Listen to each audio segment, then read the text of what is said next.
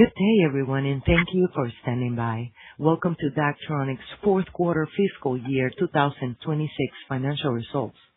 At this time, all participants are in a listen-only mode. After the speaker's presentation, there will be a question-and-answer session. To participate, you will need to press star 11 on your telephone. You will then hear a message advising your hand is raised. To withdraw the question, please press star 11 again. Please be advised that today's conference is being recorded. Now it's my pleasure to hand the conference to the Chief Executive Officer, Ramesh Jayaraman. Please proceed. Thank you, Carmen. Good morning, everyone. Thank you for participating in our fourth quarter earnings conference call. As a reminder, this presentation will contain forward-looking statements under the Private Securities Litigation Reform Act, reflecting our expectations and plans about future financial performance and future business opportunities. These forward-looking statements reflect the company's expectations or beliefs about future events based on information currently available to us. Of course, actual results could differ. Please refer to slide 2 of the presentation that accompanies today's call, our press release, and our SEC filings for information on risk factors, uncertainties, and expectations that could cause actual results to differ materially from these expectations. We undertake no obligation to publicly update or revise any forward-looking statement. During this presentation, we will also refer to non-GAAP financial measures. You can find the reconciliation of each non-GAAP measure to the most directly comparable GAAP measure in the appendix to the accompanying presentation slides, which may be found on our investor relations page of our website at www.daktronics.com. Our earnings release for the 2026 fourth quarter, which was furnished to the SEC on a Form 8-K this morning, also contains certain non-GAAP financial measures. Reconciliation of these non-GAAP financial measures to the most directly comparable GAAP financial measures, as well as a discussion of certain limitations when using non-GAAP financial measures, are included in the earnings release, which has been posted separately to the investor relations page of our website. I'll turn the call over to Ramesh Jayaraman, President and CEO, for his review. Thank you, Lindsay, and good morning, everyone. Thank you for joining our fourth quarter fiscal 26 call. I'm joined on the call by Howard Atkins, board member and acting Chief Financial Officer.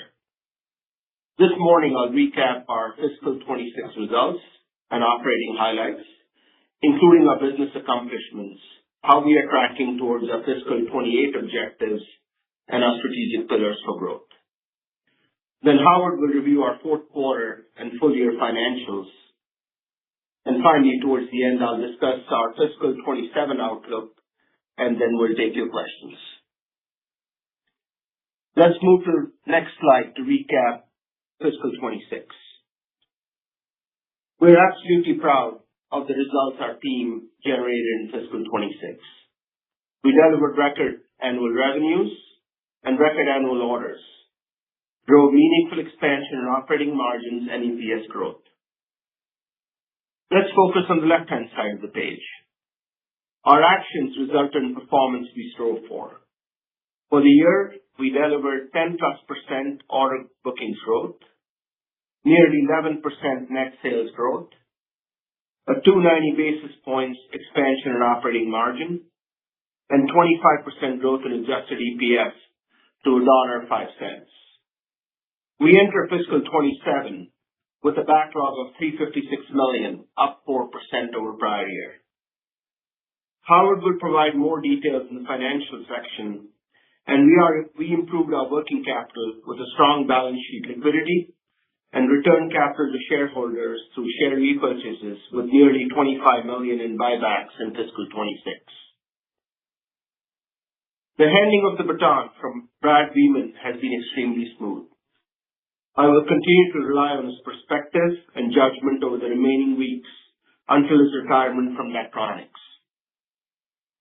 In fiscal 26, we accelerated execution of our 3-year business transformation. Our teams worked together to advance key growth initiatives, expand our penetration of the core end markets we serve, including sports, both national live events as well as high school level that we call as HSPR, our transportation segment, and our international international business. We also improved our operational supply chain execution for speed and efficiency. More efficient operations combined with streamlined backlog conversion and near-term capture of our demand pipeline drove higher margins, supported by value-based pricing actions we implemented. We accomplished several key operating objectives. First, we enhanced our customer experience with the launch of our modernized service system in May. Second, as I mentioned, we continued to progress our transformation initiatives to drive margin and efficiency gains. Third, we sustained and extended our leadership in innovation across our products and customer solutions. And fourth, we began expanding our capacity at our Mexico manufacturing facility. I will discuss more on this in a moment. Our nearly 2,700 employees make this happen, and we stand extremely grateful for them. As we move to the next page, we'll review our market verticals in the fourth quarter and how they performed. In our live events business, we completed 11 Major League projects, including an LED refresh using our renewed product line at the Chicago Wrigley Field, pictured here. 11,300 square foot video display for the Seattle Mariners, among the largest in Major League Baseball, and new LED displays throughout Yankee Stadium. This trend continued in college sports. We completed 11 new displays, including an end zone measuring 106 feet wide for the University of North Carolina, new AV and sound system installations for the Washington State University, including Daktronics show control, amongst many others. We are already seeing great results from our strategic partnership with Grass Valley, combining Daktronics leadership in large format LED displays, show control, and venue presentation with their live production technology, enabling stadium operators to seamlessly manage production and display content more seamlessly. This helps improve synchronization, reduces setup complexity, and provides for more dynamic fan engagement. This type of solution, along with Camino 8, strengthens our competitive differentiation in live events and supports our broader strategy to expand software and services-enabled growth. Our pipeline for live events continues to be robust. As we look at our commercial business, our out-of-home business focuses on large billboard operators and independent operators who value reliability, image quality, efficient and timely service, and lower total cost of ownership. During Q4, we added 5 new customers and built a pipeline for future growth. Our Spectaculars business booked a large Times Square order in Q4.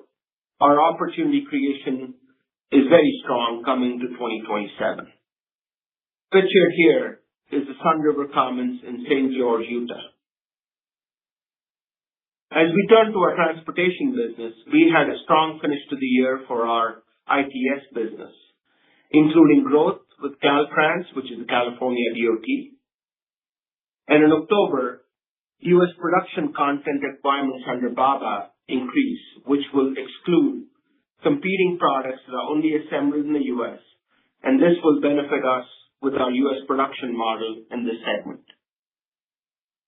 We enjoyed continued success with sales of indoor solutions at transit hubs, traffic management centers, and airports, including 2 large chip-on-board displays for the Memphis International Airport, which is pictured here. Q4 wrapped up a record order year for transportation with a solid backlog and pipeline. As we turn to our high schools business, HSPR, we earned big wins in Q4, including in Massillon, Ohio, and 2 highly rated and fast-growing districts in Texas. Overall, video installations were up 18.5% over last year. Our pipeline continues to be strong entering Q1, driven by our push towards indoor and outdoor video solutions. Enthusiasm around youth sports is fueling the increased spend in high schools and high-end recreation facilities. Our Daktronics sports marketing support, our best-in-class school curriculum, Dak Classroom, and our other paid professional services continue to provide important competitive differentiation. Pictured here is the Madeira High School football in Cincinnati, Ohio. Our international business, we won a very large multiple arena project in Qatar to be completed in preparation for the International Basketball Federation, the U18 Asia Cup event. We won a large digital billboard rollout in the United Arab Emirates with Hills Advertising for their premium digital out-of-home locations, strengthening Daktronics' position in the out-of-home market across the Middle East region. Our pipeline remains strong coming into Q1, especially with stadiums across the Middle East and Africa region. International focused growth and regionally tailored product, as we outlined the Investor Day, will remain a key focus as we expand our presence. Pictured here is the indoor resolution display installed in a boardroom at the United Arab Emirates University in Dubai.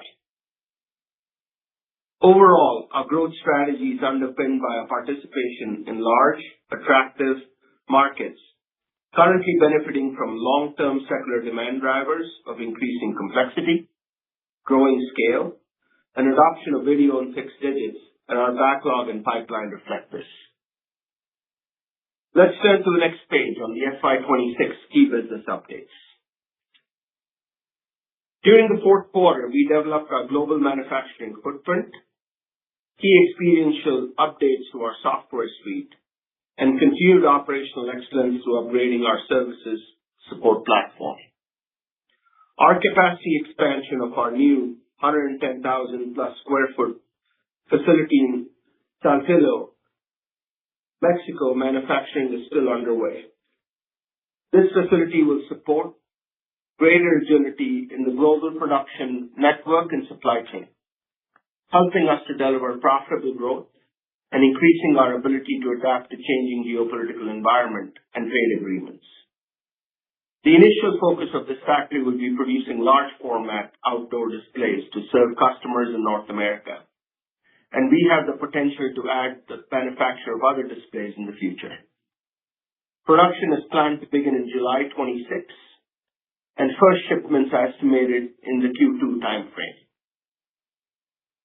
Next, as we discussed at our April Investor Day, we debuted Camino 8 at Angels Stadium for the Los Angeles Angels home opener in early April this year.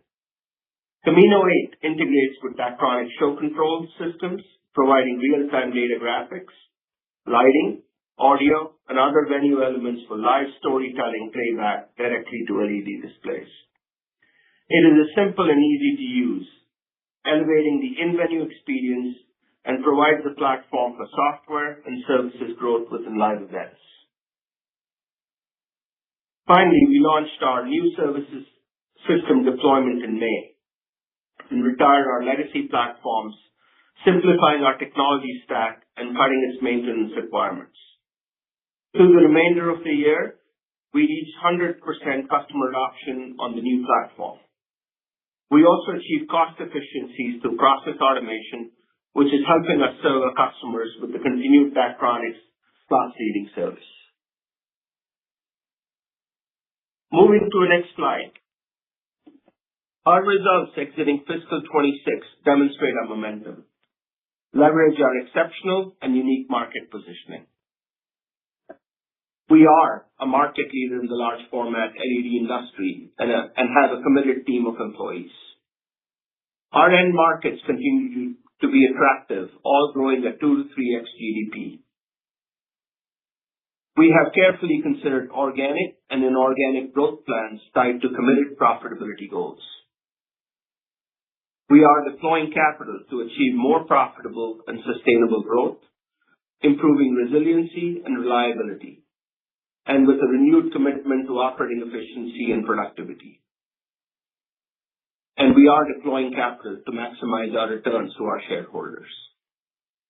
Now I'll turn over to Howard Atkins, our acting CFO, to take through the financials. Thank you, Ramesh, and good day, everyone. Thank you for your interest in Daktronics. Let's start with a quick summary of our operating results, focusing on organic growth and our margin. The Daktronics team produced a very solid finish to a very strong year. The team delivered record annual revenue of $839 million, growing 10.9% over full year 2025. Operating income, or EBIT, rose to $61 million from $33.1 million in 2025 on the combination of 10.9% revenue growth and a 290 basis point increase in adjusted operating margin to 7.3%.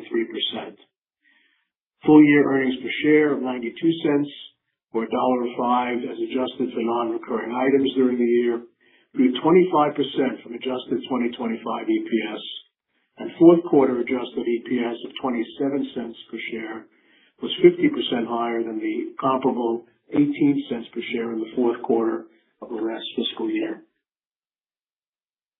Reflected in other income, we booked a $3.8 million provision for possible credit losses on an investment in an affiliate, which we exited in the fourth quarter as we continue to strengthen our balance sheet. Our effective tax rate in Q4 was 21.6%, down from 29.9% a year ago, as we are no longer impacted by the fair value adjustments as we had been previously on the convertible note that we repaid in fiscal 2025.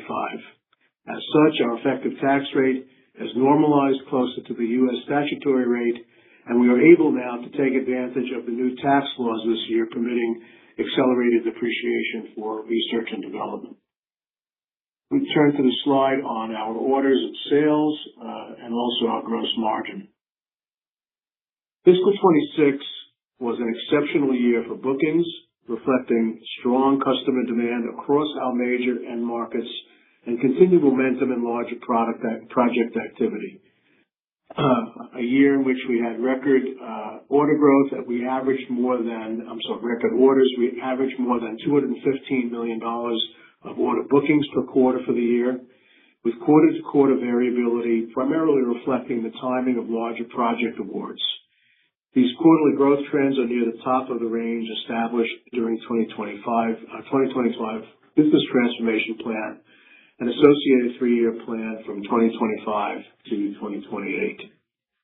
Just to point out, if you remember in the latter part of fiscal 25 and early 26, we had some anticipatory demand in front of the announced pricing changes that we instituted that year. So some of the order growth that you see there is related to that.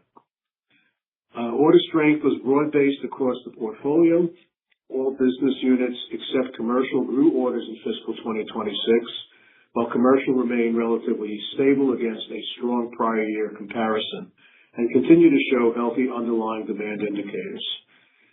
In live events, as Ramesh mentioned, we continue to build on our leadership in professional sports, winning all 5 Major League Baseball stadium opportunities that were available for bid during the year.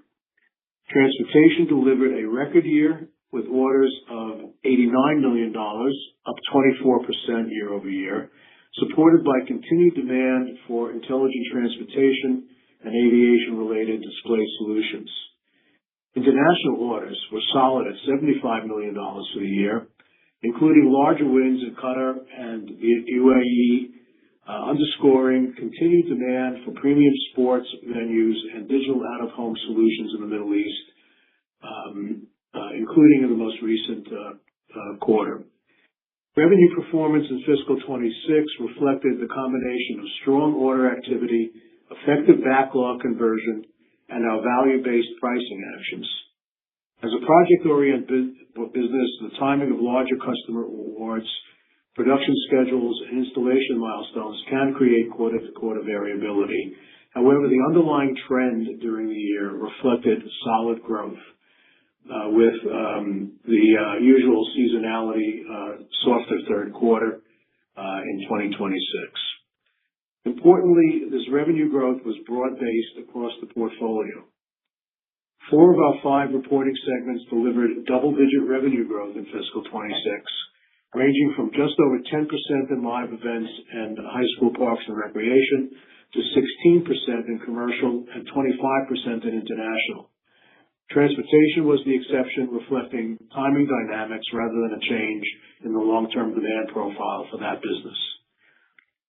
Gross profit increased 17% for the year, and fourth quarter gross profit increased 36% year over year, reflecting stronger revenue, improved operating leverage, value-based pricing actions, and continued execution on cost and manufacturing efficiency initiatives from the original transformation initiative from 2025 as planned at that time. We entered fiscal 26 with a more challenging input cost environment, including tariff headwinds and continued uncertainty around tariff rates, timing, exemptions, and competitive responses. Now, against that backdrop, our teams used the levers available in our management system to protect profitability, including value-based pricing, selective pricing adjustments, supplier negotiations, strategic sourcing, manufacturing footprint optimization, and a focus again on continuing focus on operating efficiency.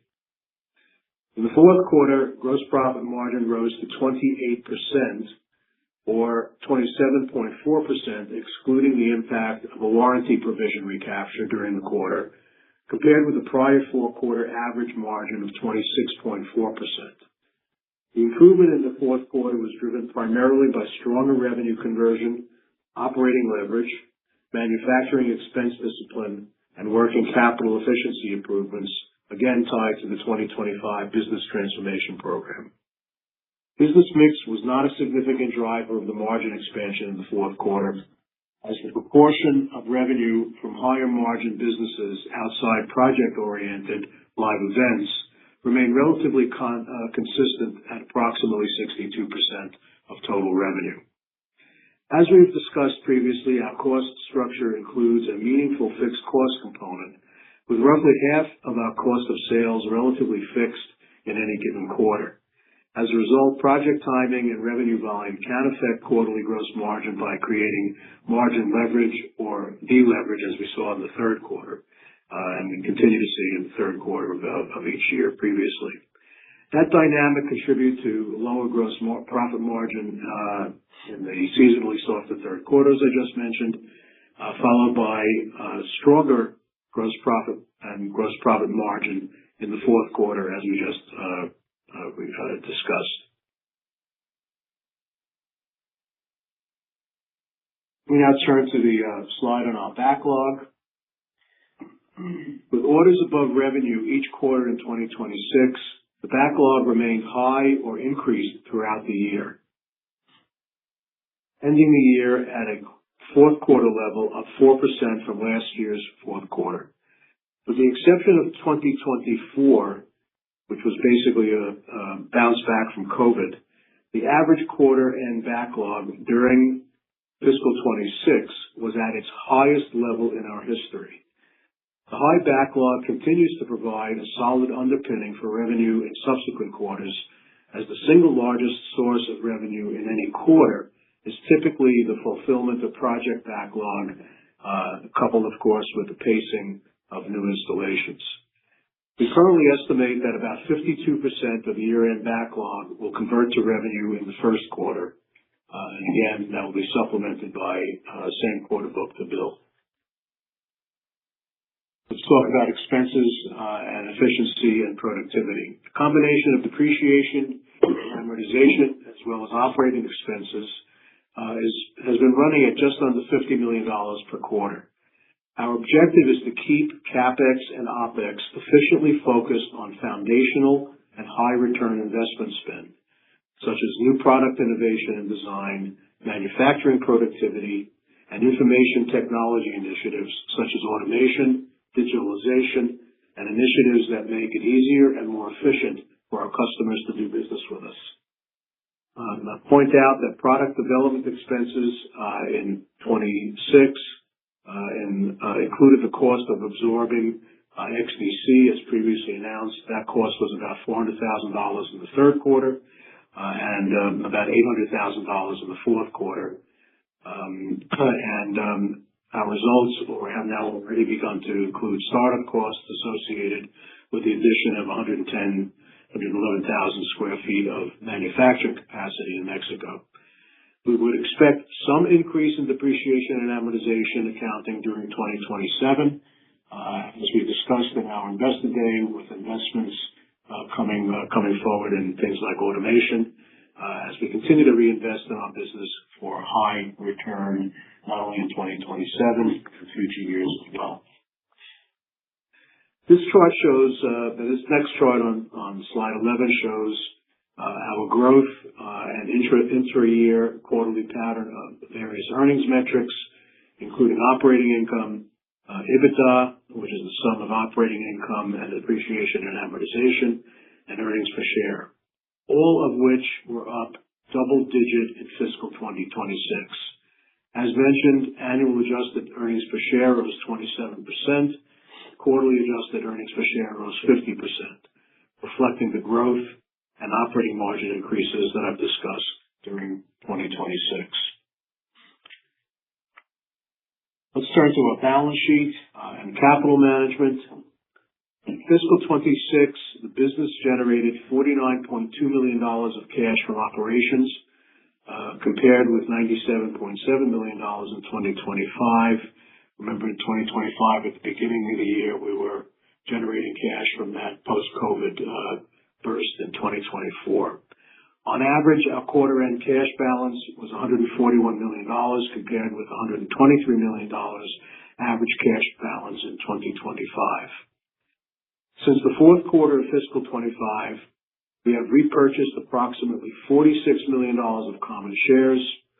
In fiscal 26, just for the year, the company returned approximately 56% of its net income to its shareholders, to approximately $25.5 million repurchased at a volume-weighted average price of $17.8 a share.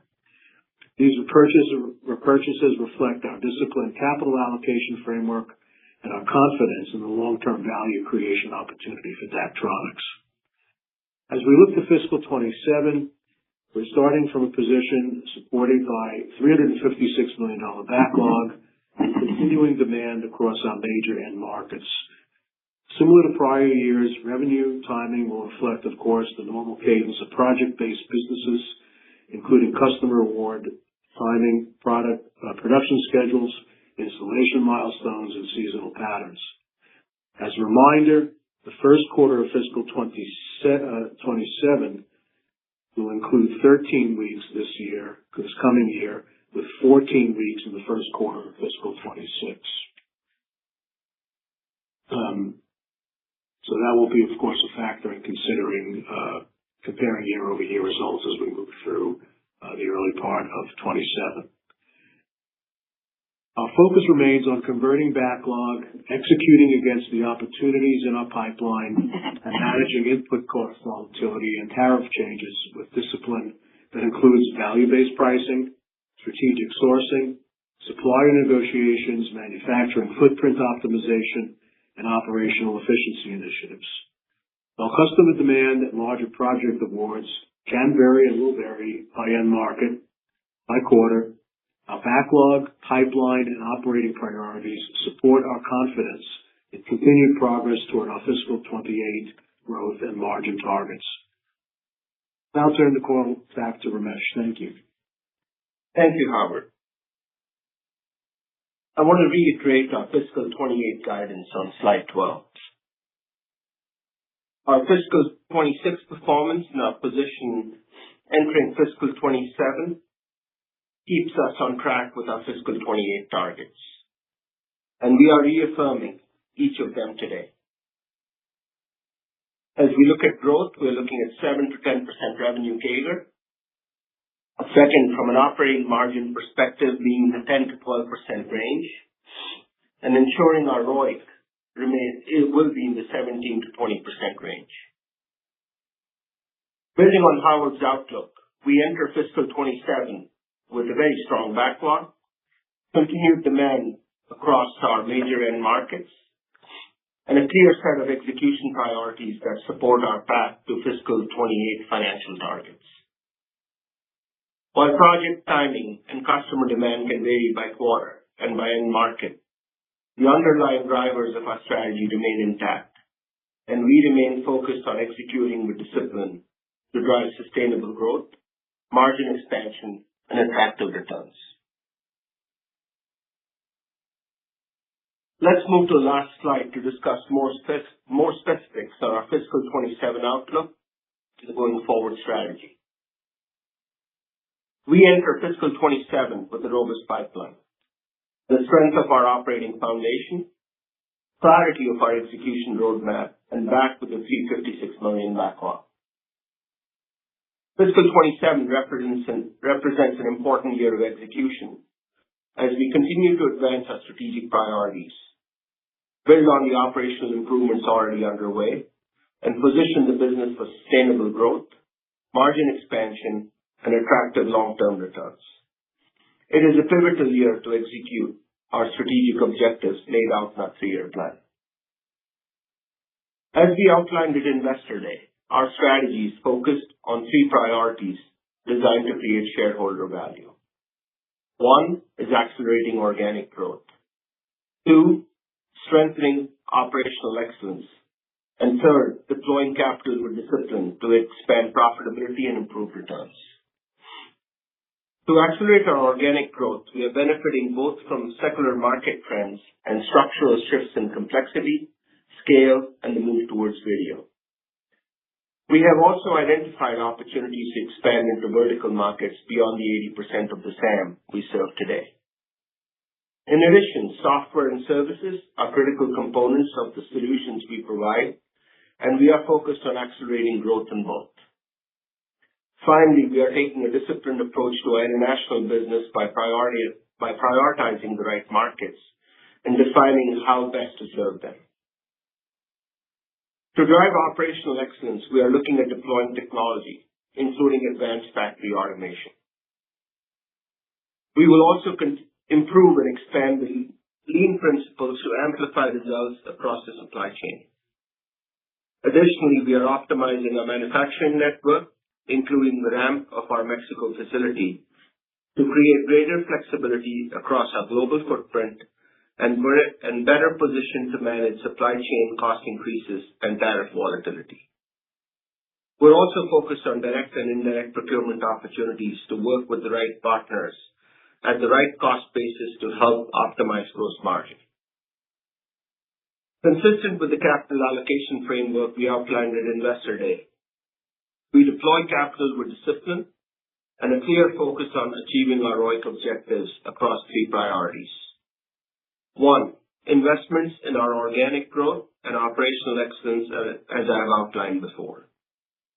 2, in organic growth expansion with a structured and disciplined approach to M&A. 3, returning excess capital to shareholders via share buybacks.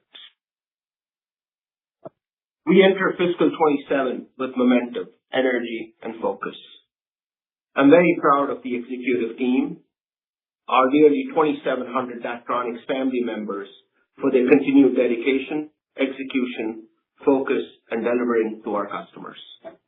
Now we'll turn the call over to the operator to take questions.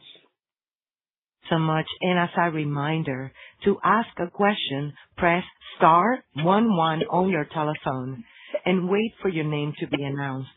To remove yourself, press star 11 again. One moment while we compile the Q&A roster.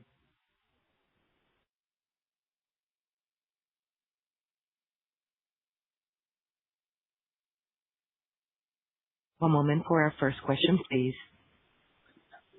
It comes from the line of Aaron Spychalla with Craig-Hallum Capital. Please proceed.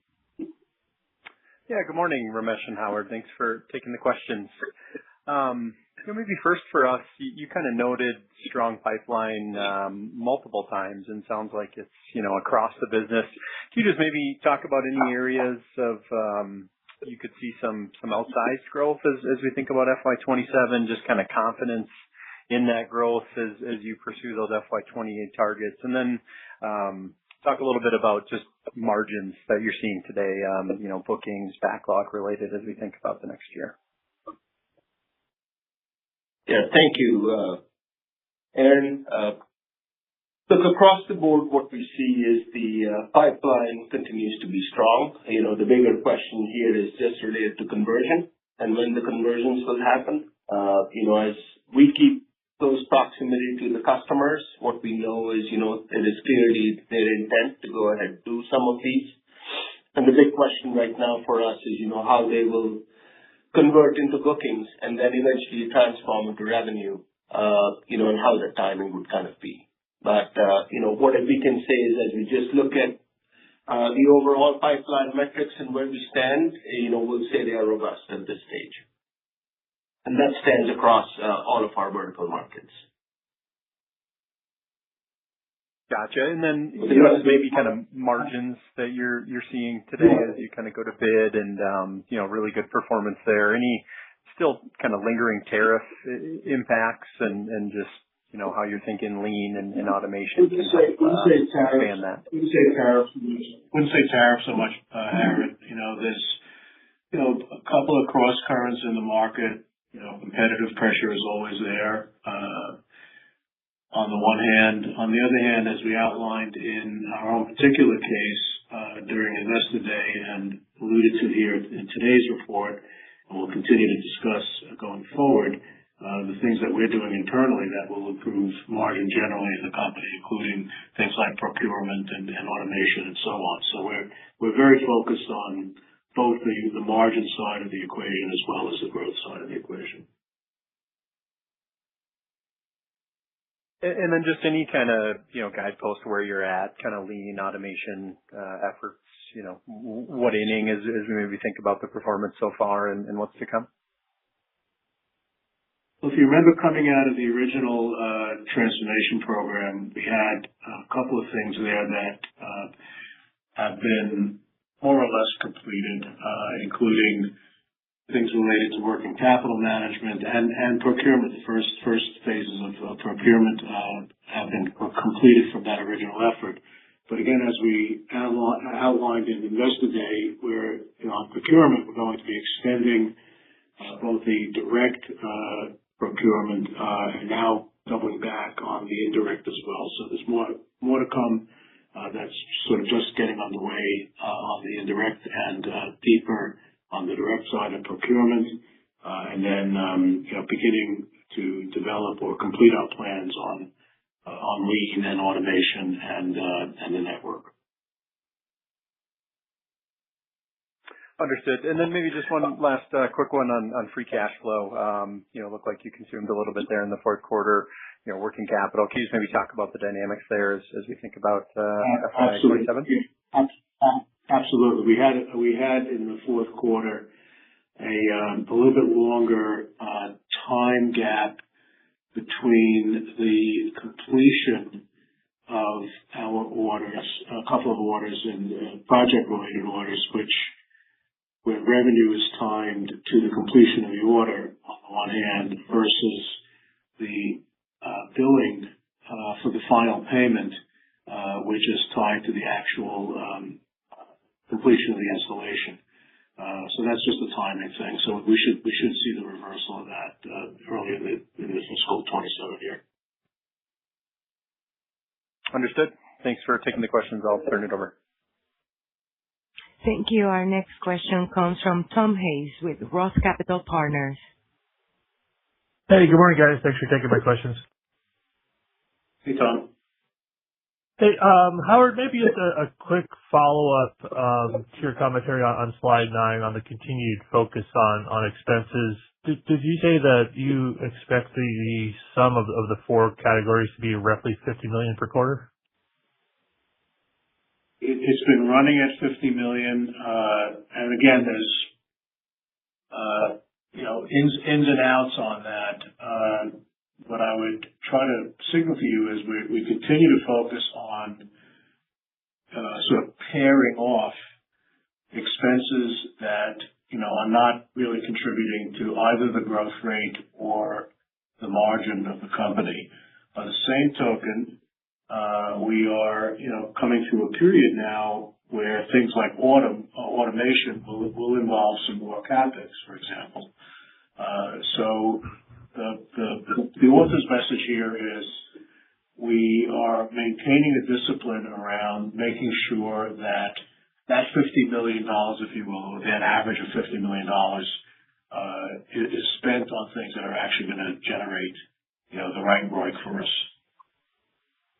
Okay, that makes sense. Maybe Ramesh, for you on the Camino 8 rollout, just kind of high level, maybe just describe how that differs from products on the market currently, and associated with that, is there a recurring revenue component to the Camino 8? Yeah, so there'll be a combination that will sit with initial software and some element of recurring. That's kind of the direction we are basically headed to with Camino 8.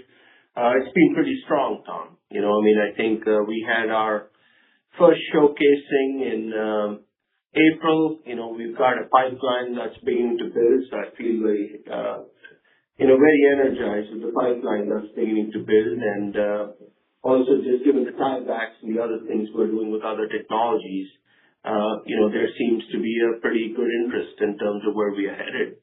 And I think the biggest advantage here is for the customer in terms of making it seamless. So what we are doing is focusing on the operator of a stadium and helping it make it seamless for them. And that's a big value add from their standpoint. Okay, appreciate that. Maybe just one follow-up for Howard. Just again, so kind of new to the story. If you go back to Q1 of last year, gross margin of 29.7%, kind of an outlier for the year. Was there anything specific that kind of drove that? And then just so you kind of allow correctly for this year? Yeah, I alluded to that a little bit today, but last year, remember, tariff had just been announced in April. We had announced pricing increases. We saw a little bit of a kind of anticipatory demand in front of the pricing increases, as well as in front of the tariff changes, and those two things are in some sense connected. And that occurred particularly in HSPR.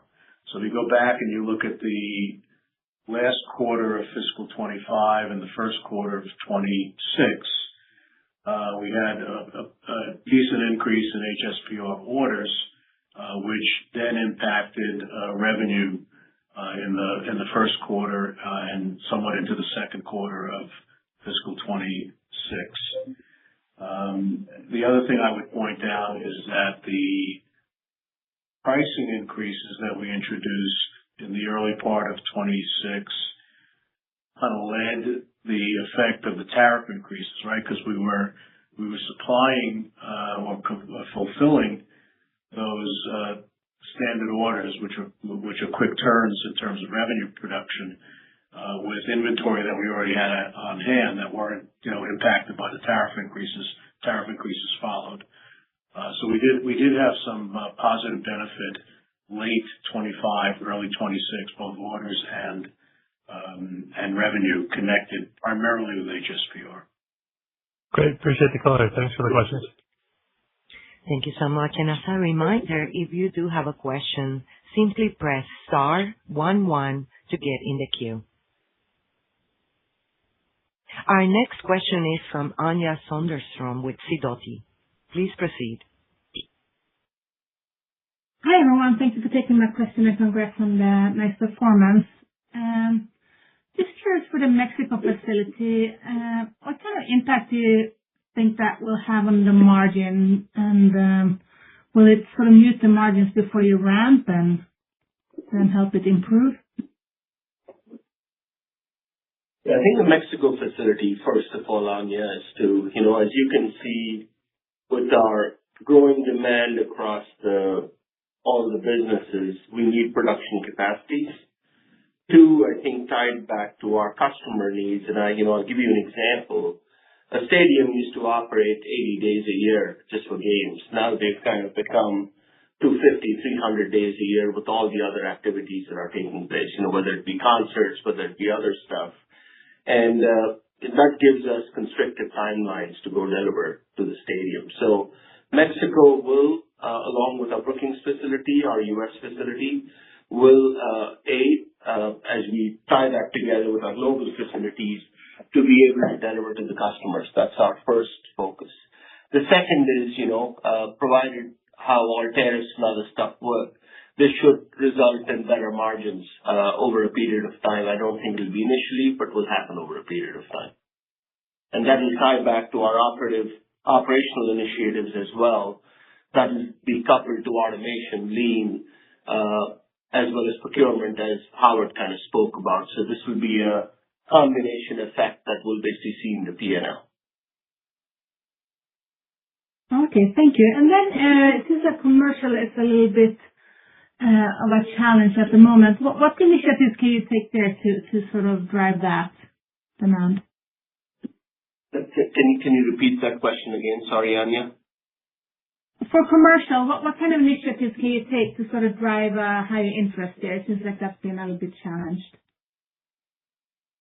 Yeah, so look, the commercial business, I think it's out of home looks pretty positive in terms of the pipeline that's building up, and spectacular is seeming to be better. So we kind of see 26 as a period of a little bit of a dip in terms of where customers invested, but overall the pipeline seems to be strong.